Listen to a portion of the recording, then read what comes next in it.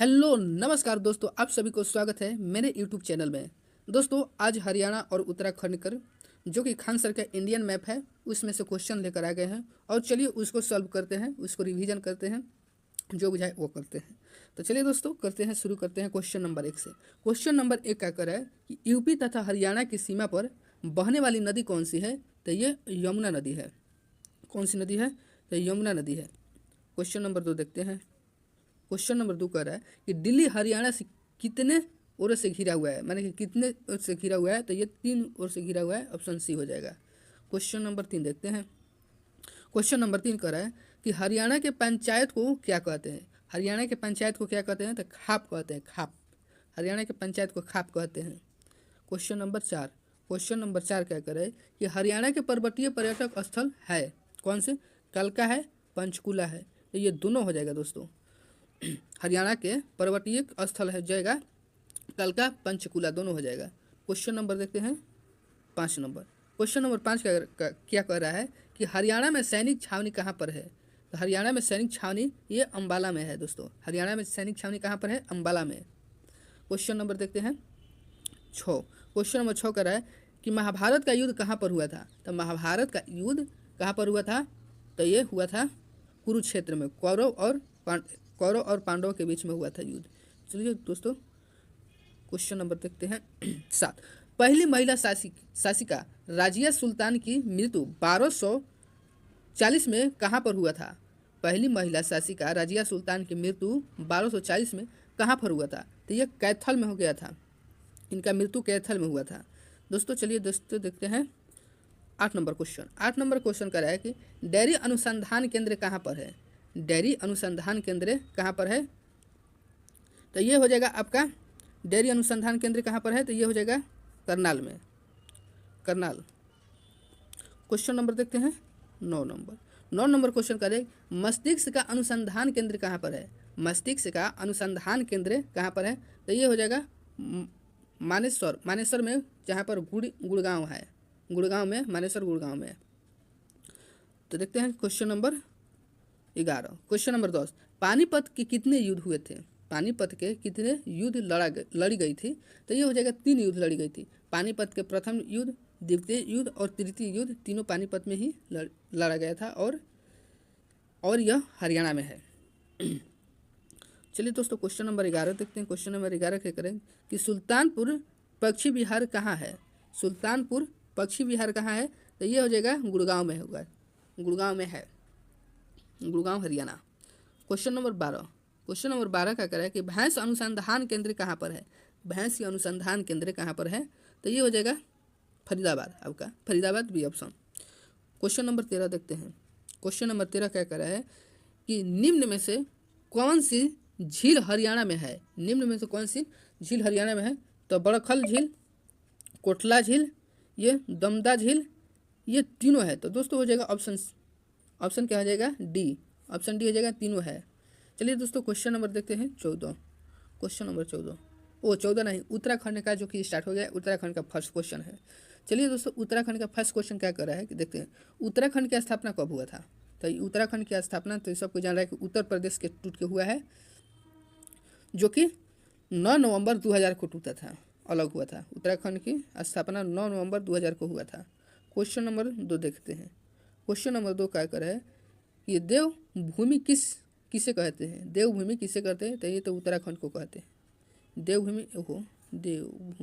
देवभूमि उत्तराखंड को कहते हैं। चलिए दोस्तों क्वेश्चन नंबर देखते हैं 3। क्वेश्चन नंबर 3 क्या कर रहा है कि उत्तराखंड की सीमा कितने देशों से लगती है? उत्तराखंड की सीमा कितनी देशों से लगती है? कितनी देशों से लगती है?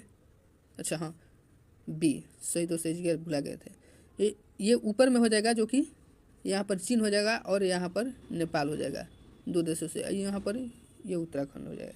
तो ये चीन और नेपाल से लगती है, तो 2 हो जाएगा दोस्तों। क्वेश्चन नंबर 3 देखते हैं। क्वेश्चन नंबर 3 क्या कर रहा है? उत्तराखंड के कितने भाग हैं? उत्तराखंड के कितने भाग हैं? तो ये आपका भाग 2 हो जाएगा। उत्तराखंड के कितने भाग है? तो 2 भागों में बांटा गया है। चलिए दोस्तों देखते हैं क्वेश्चन नंबर 4।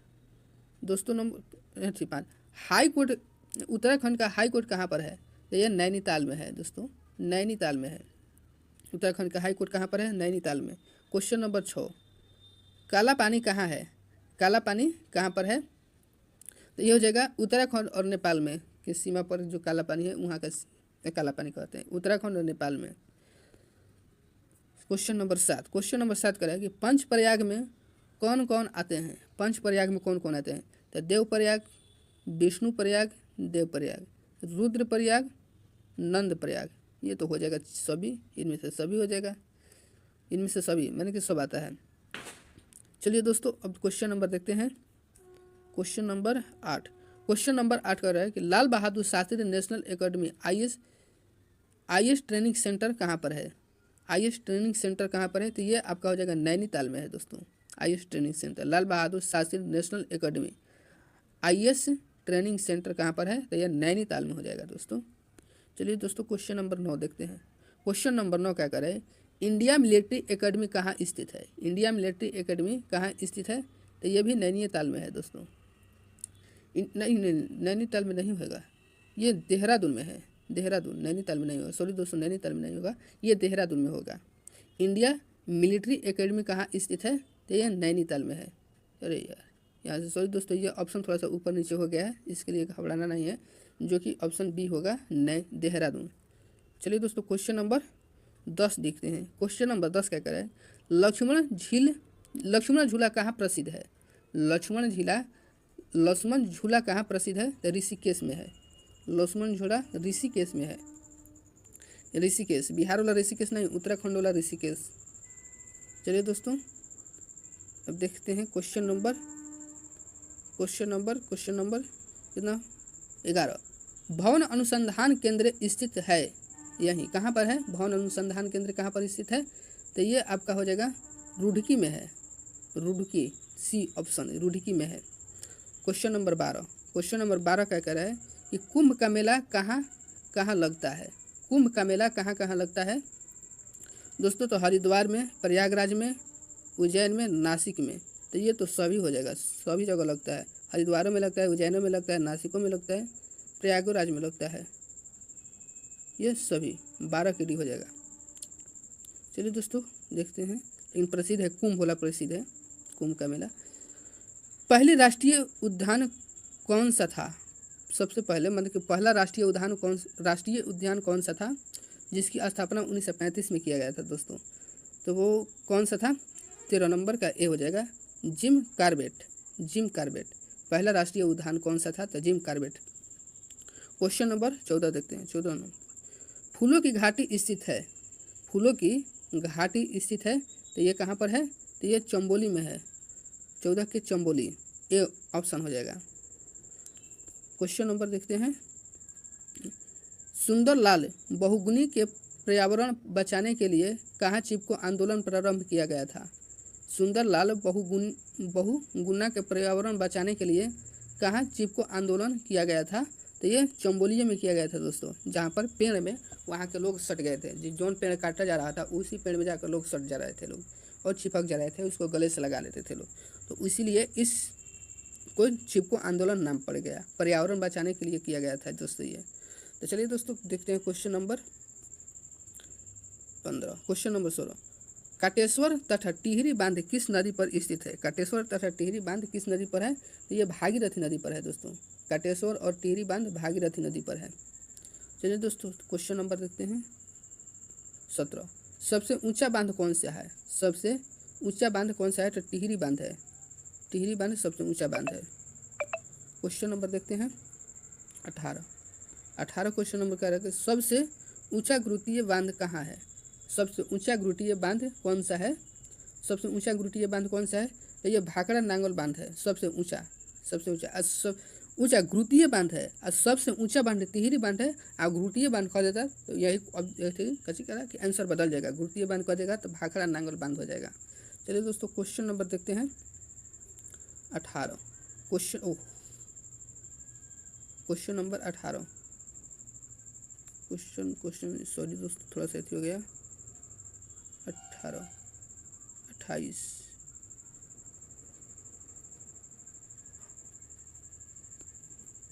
ये हो गया सबसे ऊंचा बांध। क्वेश्चन नंबर 19 देखते हैं। क्वेश्चन नंबर 19 क्या कह रहा है कि विष्णु गंगा तथा धौली गंगा संगम कहाँ है? विष्णु गंगा तथा धौली गंगा संगम कहाँ पर है? तो ये हो जाएगा आपका क्वेश्चन नंबर हो जाएगा विष्णु प्रयाग में है। विष्णु प्रयाग, अरे यार क्या कर रहे हैं, ये विष्णु प्रयाग हो जाएगा दोस्तों। क्वेश्चन नंबर देखते हैं, थोड़ा सा मिस प्रिंट हो गया दोस्तों। क्वेश्चन नंबर, हाँ क्वेश्चन नंबर 20। क्वेश्चन नंबर 20 करेगा, अलकनंदा कहाँ बनती है? अलकनंदा नदी कहाँ बनती है? तो ये विष्णु प्रयाग में बनती है दोस्तों। ये नंबर ऑप्शन हो जाएगा, ये विष्णु प्रयाग में बनती है अलकनंदा नदी, जो कि ऐसी दो नदियों से निकलती है और वहाँ पर 2 नदियाँ जाकर मिल जाती है, वहीं पर विष्णु प्रयाग बनता है और वहीं से अलकनंदा नदी कहलाने लगती है। चलिए दोस्तों क्वेश्चन नंबर देखते हैं, वो 2 नदियाँ कौन सी है आगे पार्ट में हम डिस्कस करेंगे। जब अलकनंदा आप लोगों को विस्तार से खेती का रिवीजन कराएंगे तो उसमें बताएंगे कि वो 2 नदियाँ कहाँ से निकलती है और इस सब नदी को बारी बारी से बताएंगे और पाँचों प्रयाग बताएंगे वहाँ पर दोस्तों। तो चलिए दोस्तों क्वेश्चन नंबर देखते हैं 21। क्वेश्चन नंबर 21, क्वेश्चन नंबर 21 क्या करें, अलकनंदा तथा पिंडार नदी कहाँ मिलती है? अलकनंदा तथा पिंडार नदी कहाँ पर मिलती है? तो ये कर्णप्रयाग में मिलती है। पिंडार नदी कहाँ पर मिलती है? कर्णप्रयाग में मिलती है। क्वेश्चन नंबर देखते हैं, इस पर अलकनंदा नदी पर बहुत बढ़िया से रिवीजन हम लोग करेंगे और एक सेपरेट उसका वीडियो लाएंगे दोस्तों, हम लाएंगे और उसका रिवीजन किया जाएगा। तो चलिए दोस्तों ये क्वेश्चन, अलकनंदा तथा मंदाकिनी नदी कहाँ मिलती है? अलकनंदा तथा मंदाकिनी नदी कहाँ पर मिलती है? तो ये रुद्रप्रयाग में मिलती है। चलिए दोस्तों क्वेश्चन नंबर देखते हैं 23 का कर है कि अलकनंदा तथा भागीरथी नदी कहाँ मिलती है? अलकनंदा तथा भागीरथी नदी कहाँ मिलती है? तो ये देवप्रयाग में मिलती है, देवप्रयाग में, और यहीं से गंगा नदी, अलकनंदा का नाम बदलकर गंगा नदी हो जाता है। तो चलिए दोस्तों देखते हैं क्वेश्चन नंबर